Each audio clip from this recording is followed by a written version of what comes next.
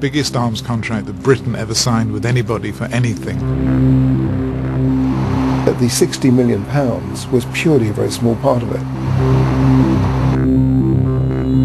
We were aware that some countries needed some sweeteners in the shape of cash gifts. They bought our planes for huge sums of money at vastly inflated prices, part channeled back into corrupt payments. This was known from the start. Clearly there was a massive operation underway from BAE Systems to persuade the government to drop the inquiry. Then there was also pressure from the Saudis, clearly.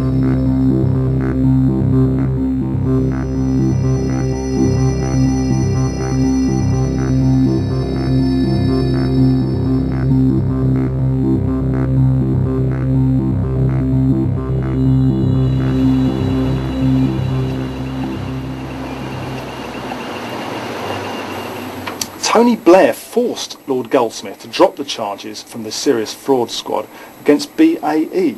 This is what The Guardian reports today, and with me is David Lee, who wrote the story. David, remind us first of all what the Serious Fraud Office was investigating.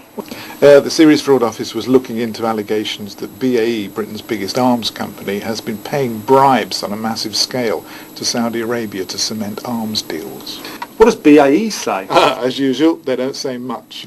BAE say, well, the attorney said there wasn't enough evidence, and there you are, and we're not admitting anything, and we deny all wrongdoing, and why don't you go and take a running jump, basically. And Lord Goldsmith also... The arms deal with Saudi Arabia has been a subject of intense controversy in Britain ever since it was signed, partly because it was so huge, partly because the Saudi royal family have such a bad reputation in Britain over human rights and corruption, and partly because this deal has been unusually secret. At the request of the Saudi royal family, the British government have tried to keep all the significant deals of the deal secret for years. So it's been one of the great mysteries of British political life.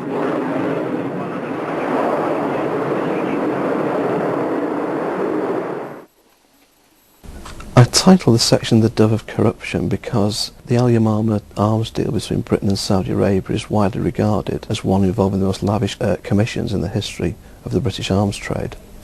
It's a deal that involves a very limited number of fighter aircraft at its core with a sale of 72 fighter aircraft. So you have a small number of items of great value. The decisions to buy those are taken by, in effect, government ministers. They're taken in conditions of great secrecy because they relate to national security.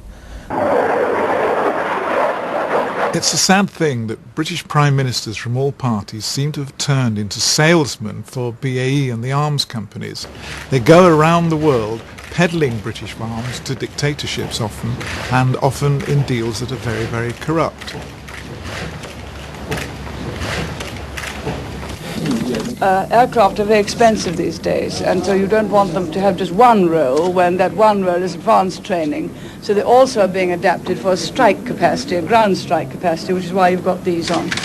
So they're very good not only for advanced training, but for striking from air to ground. No, I'm a Prime Minister. I have to say the super saleswomen do their job. In the 1980s, Mrs. Thatcher became the premier arms salesman for British arms, and ever since then it's been felt that Prime Ministers are the primary sellers of arms for Britain.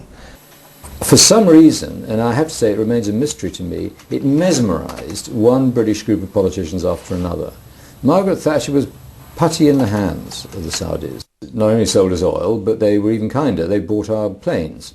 And they bought our planes for huge sums of money at vastly inflated prices, part of which was channeled back into corrupt payments. Was so explosive that for the very first time in the history of the National Audit Office, they refused to publish their report. They showed it to two parliamentarians on the committee, the Conservative and the Labour, in secret. Nobody else on the committee, not the public. They took the report away, and it's been kept secret ever since. And it is believed that this report shows the detailed accounting arrangements for Al-Yamamah, which will show the sums of money that were going to senior members of the Saudi royal family. It's obviously not a particularly desirable practice, but if that is what you have to do get the trade, get the business, it seems to me well worth doing it, because it's not as if anybody else will be able to get a contract to sell them arms without handing out a few bribes. So the choice is really to either we get the contract, or the Americans or the French, say, get the contract, when they'll be paying bribes too. So there's no point in being too high-minded about it, because it won't cut down the bribery. It will merely transfer it to somewhere else. To a large extent, the arms trade is inherently corrupt because it contains within it the conditions that enable corruption to thrive. It's surrounded by secrecy, justified in the name of national security, which means it's very difficult for overseers from Parliament or the general public to look into arms deals.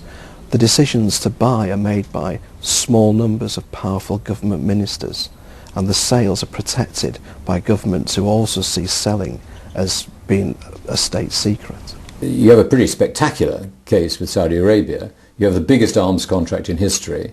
You're selling them jet fighters they don't really need, they never use. You're selling it to a country that does not respect human rights, it's not a democracy. But just because they sell you oil and now they're buying your weapons, you're purporting to be nice to them. But in the case of the contract, it was known from the start. This was surrounded by corruption. The intermediaries in the contract, and at each stage of the contract, were demanding payments to be made into Swiss bank accounts, they were demanding flats, they were demanding girls. Everything was going on with this contract. Everybody knew that was the case. The Typhoon is ideally suited to the needs of the Royal Saudi Air Force. It's a versatile, multi-role, swing-role tactical fighter. It does everything that the Saudis want it to do, and moreover, it's not an aeroplane purely designed for European operations. It was always designed to be a rapidly deployable regional reinforcement aeroplane, so it has the performance and the capabilities that Saudi needs, and it's cost-effective. Today's signing at Lancaster House was the triumphant climax to a year of patient bargaining. Saudi Arabia's original... When you deal with Saudi Arabia, you're not dealing with a country, you're dealing with a single family, the royal family. The Al-Yamamah deal was done with a particular branch of the royal family. Prince Sultan, who is now the Crown Prince, was then Defence Minister, and his son, Prince Bandar bin Sultan, are the two who were closest to the deal and most closely involved. Other members of the royal family, we believe, got a cut of the commission, but Sultan and Bandar are the key figures. One member of the Saudi royal family closely involved with this deal is Prince Turki bin Nasser. He is the son-in-law of Prince Sultan, the Crown Prince, and he was given the title of head of the Air Force, so he's been closely involved with Al-Yamamah for the last 20 years. In states with very closed systems, where traditionally people have sought to profit from decision-making in governments, then it's reasonable to assume that, to an extent, a consideration in place in order might be what they actually gain from it personally. The price being paid by Saudi Arabia is, a secret between the British and the Saudi governments. We have a good idea of how much Eurofighter costs, but the cost of a military aircraft can be calculated in so many different ways. Nobody needed to bribe the Saudis to buy Typhoon. It was the aeroplane that they wanted, and we desperately wanted to sell it to them.